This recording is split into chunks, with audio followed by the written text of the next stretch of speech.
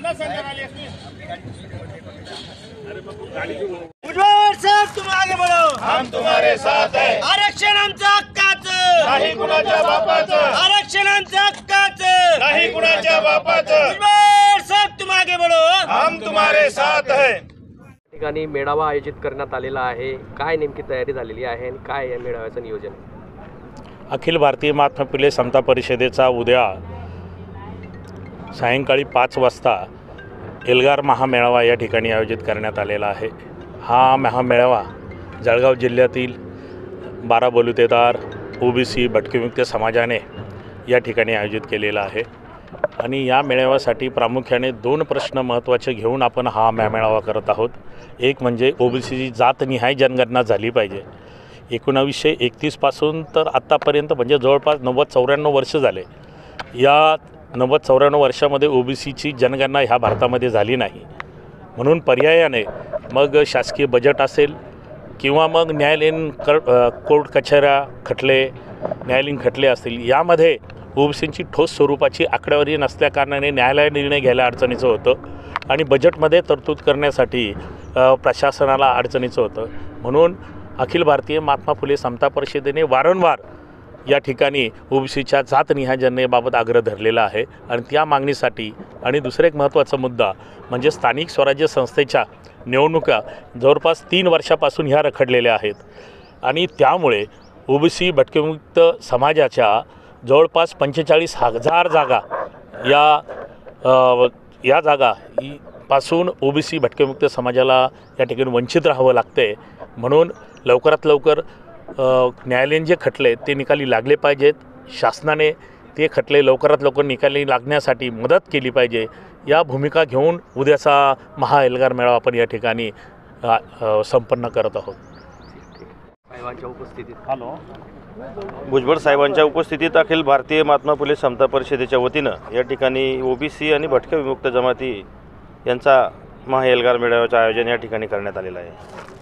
कर्डक साहेबांनी आता याच ठिकाणी सांगितलं की ओबीसींची जनगणना झाली नसल्याकारणाने त्यांची संख्या किती आणि त्यांची संख्या ही मोजली गेली नसल्याकारणाने त्यांना सुविधा आणि आरक्षण देताना अडचणी निर्माण होतात। मित्र, एक दुर्दैव आहे की या देशामध्ये प्राण्यांची गणना होते, गाढवं मोजली जातात, माकडं मोजली जातात, पशुपक्षी मोजली जातात, तर त्याच्यापेक्षा सुद्धा हीन वागणूक आमच्या ओबीसींना आणि दलित भटक्या विमुक्तांना या शासनामार्फत देण्यात येत आहे। अरे आमची जर माकडं मोजतायत, गाढवं मोजतायत, तर आमची ओबीसींची जनगणना करण्याला तुम्हाला अडचण काय? परंतु सरकार कुठेतरी वेळकाढूपणा करून ओबीसींना तोंडाला पानं पुसण्याचं काम या निमित्तानं करतं। त्या गोष्टींना वाचा फोडावी आणि ओबीसींची जनगणना करण्यासाठी या शासनाला भाग पाडावा, याच्यासाठी हा महाएल्गार मेळाव्याचं आयोजन जळगाव जिल्ह्याच्या अखिल भारतीय समता परिषदेच्या संपूर्ण उत्स्फूर्त अशा कार्यकर्त्यांनी स्वखर्चातून भुजबळ साहेबांची तारीख घेऊन त्यांना विनंती करून जळगाव जिल्ह्यामध्ये या एल्गार मेळाव्याचं आयोजन केलेलं आहे। आमची प्रमुख मागणी हीच आहे की जे ओबीसींचं आरक्षण जे कोर्टामध्ये प्रलंबित पडलेलं आहे, कोर्ट सांगतं की ओबीसींची संख्या किती, तर संख्या केव्हा कळेल तर जेव्हा जनगणना होईल, त्यांची मोजणी होईल, तेव्हा संख्या कळेल। आणि शासन वेळकाढूपणा करतं आहे, ओबीसींची जनगणना करत नाही।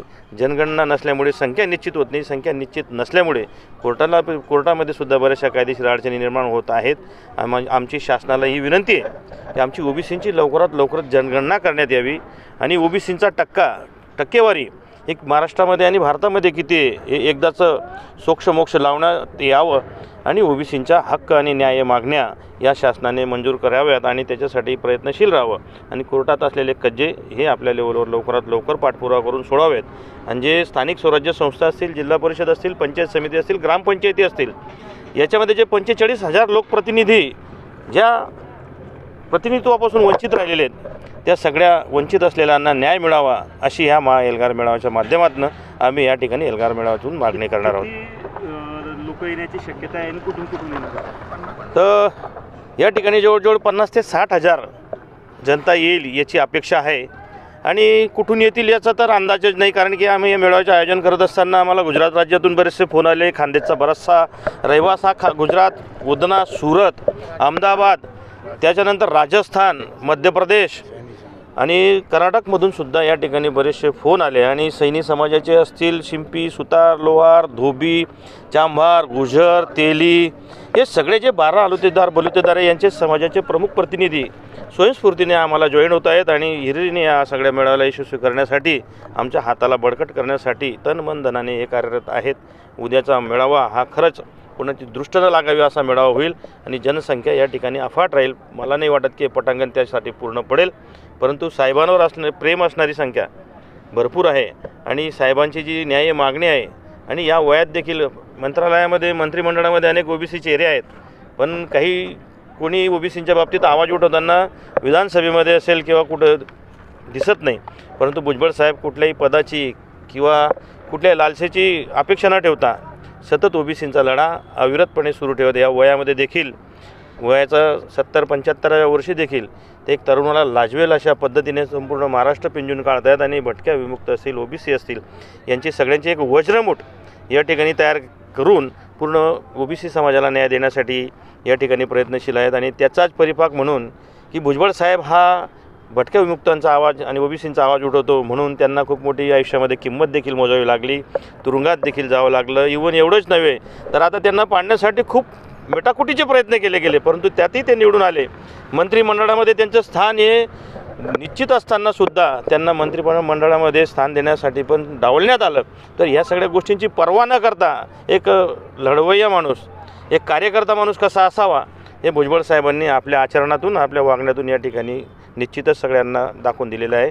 आणि उद्याच्या मेळाव्यासाठी आपण सगळ्यांनी देखील आम्हाला सहकार्य केलं म्हणून तुमच्या सगळ्या न्यूज चॅनलवाल्यांचा सुद्धा मनापासून धन्यवाद.